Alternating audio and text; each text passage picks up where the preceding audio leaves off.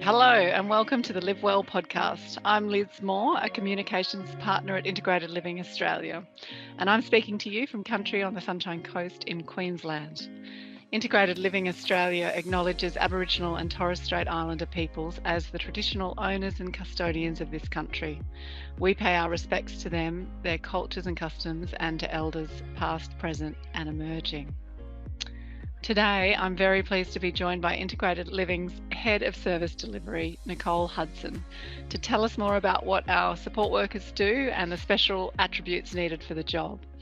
Not only do we have hundreds of support workers doing invaluable work across regional, rural and remote Australia, but it's also a career that's in demand with loads of opportunities for eager job seekers.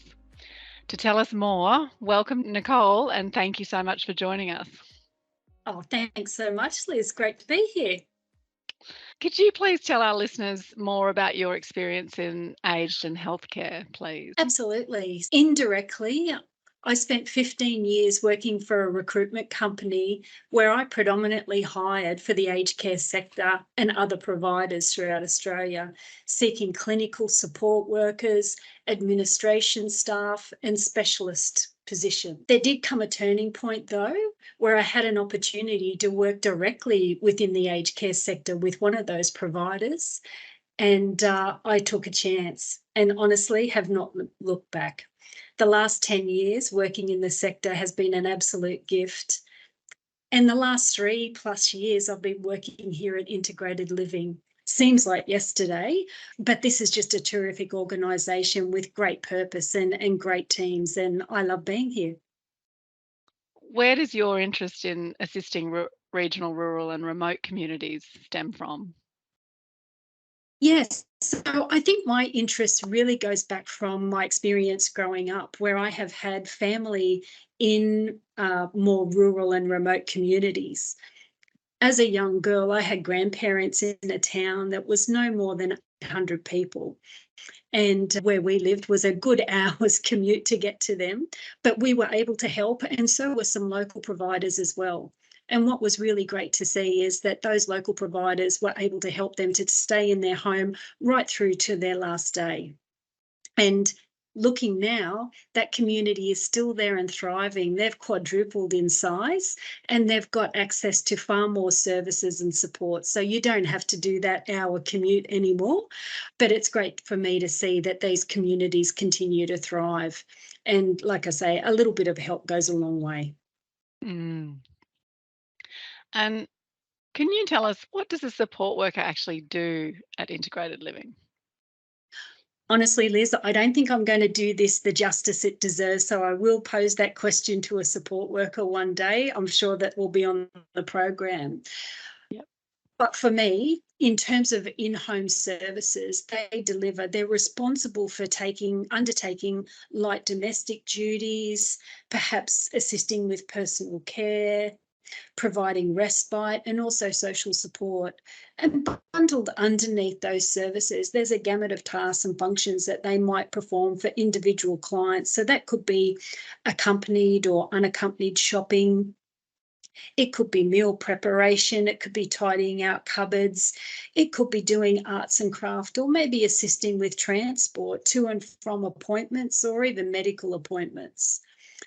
There could also be things relating to medication in terms of prompts and reminders.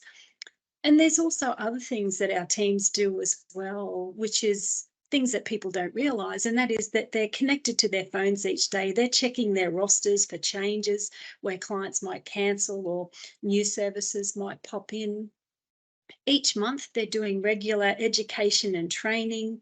They're updating their competency so that way they can go out into the field and do the work that we roster them for each day. They attend team meetings, they have regular check-ins with their managers, and they're also in liaison with our customer services centre just to report any sort of incidents or non-response. And honestly, the list goes on. There's probably many more tasks that happen, but those are just some of those key things that come to mind. A very diverse role in a lot of cases. Very diverse. And again, we have to remember that support workers are working autonomously in the field each and every day. Their constant is to be with clients, carers and families. Yeah. So what are those qualities that it takes to do that, to be a good support worker? Oh my gosh, there are so many qualities and characteristics that we look for when we're hiring support workers. And you don't have to have experience in the sector to join us. But some of the key qualities that come to mind are communication. That really is a key skill support workers should possess and continue to develop during their careers. We have some wonderful staff whom are already able to build rapport, trust, and positive relationships with clients, carers, and families. And also that delicate balance of not overstepping those professional boundaries through their services and delivery. I think another attribute is adaptability. We all know that life can show us the unexpected. And as a support worker, being able to adapt to change, solve problems, and reach out for assistance is a great trait to have, as many of these team members do work independently each and every day. I think another one is reliability, as we deliver hundreds of thousands of services to many in regional, rural, and remote communities every year. And we can only do this via our workforce. So understanding an individual's availability allows us to plan long term for services, and it creates consistency for both staff and clients. And just finally, one other thing that I think is imperative is passion, and that is a passion for working in the community, assisting others to remain at home. And many of our team members have typically cared for family members, relatives, or friends in the past and have found it so rewarding. They want to give back and make a difference to someone's day and naturally gravitate towards the aged care sector. And I think it's this willingness to give back and help that is a really powerful attribute and something that we look for in staff. Mm.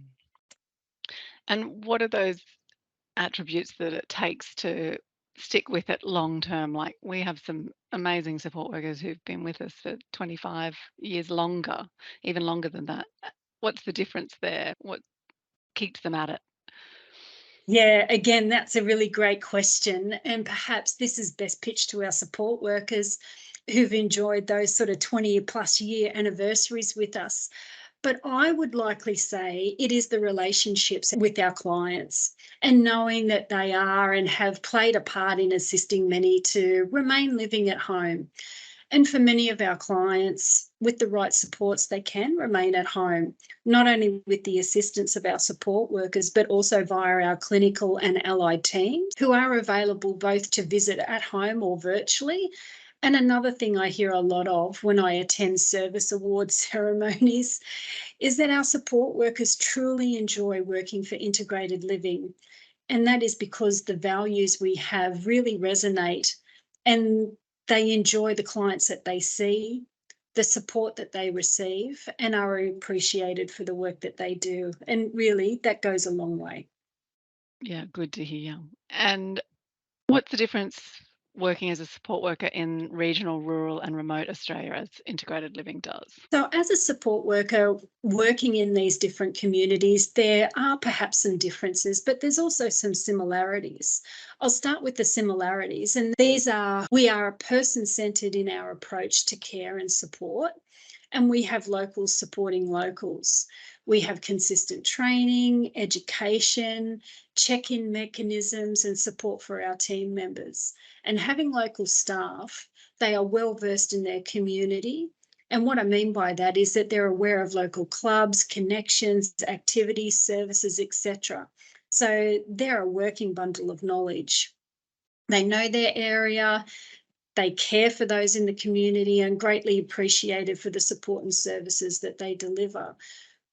What is different is that when you move into that more rural and remote setting, the more immersed and likely our clients are going to know our support workers. It's quite common the further you move away from the coastline, the more likely clients and support workers are known to one another or know of one another. And this could simply be that clients may have had a brother that hired that person many years ago and offered them the first job. It could be that you used to go to the school where that person taught. And likewise, there could be somebody that used to live down the street, they've left the area and come back and they remembered them from their childhood. I think that in those rural and remote settings, there is often those connections that pop up and they're really truly special.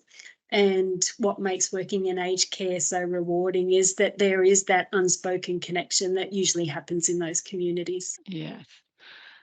So what kind of people or job seekers out there should think about a career as a support worker for integrated living? Mm.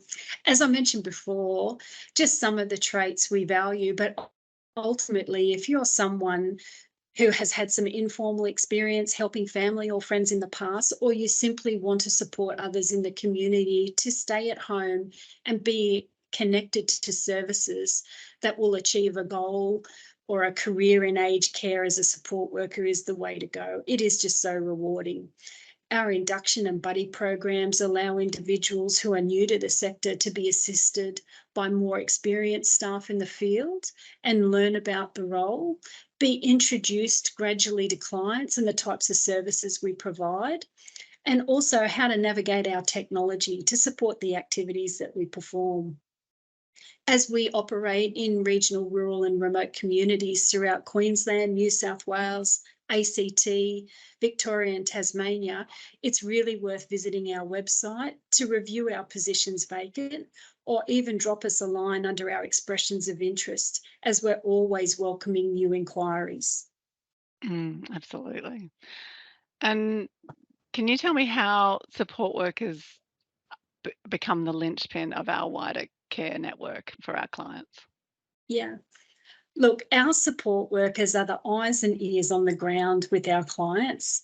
They interact with them, their carers and families each and every day, and they are critical in being the first to know if there are changes occurring for individual clients that may warrant a review of their care or services. Some clients might need some additional support, either short term or long term, such as adding in some transport or shopping, and some might need less services as they see improvements to their health and well-being. The list is endless, but it is our support workers whom are incredibly talented at watching, listening and asking open questions to better understand what may be occurring before referring to our experienced network of support services internally to seek assistance if that's required. Honestly, the work that and the care, support, etc., that our support work provide each and every day is incredible. And we're truly grateful for all that they do in supporting many to stay at home. Mm.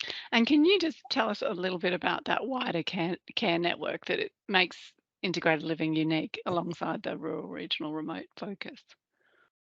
Absolutely. So the network that I'm talking about is that holistic care. So here at Integrated Living, we've got access to clinical allied teams. We've got some other special services teams. We've got in-home care as well as virtual care. And there's a host of programs that we can connect others to outside of direct in-home services. We're just a phone call away to be able to assist people with finding out more information. And we do regular assessments and check-ins when those needs move up and down as well. So we're really proud that we're able to offer that full suite of care.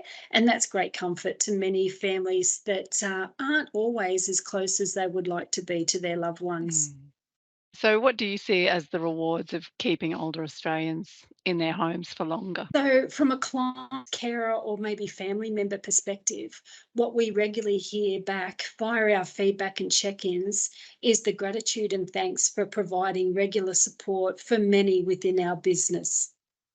What I mean by this is the appreciation for the care and supports provided by our clinical, allied teams, and our support workers.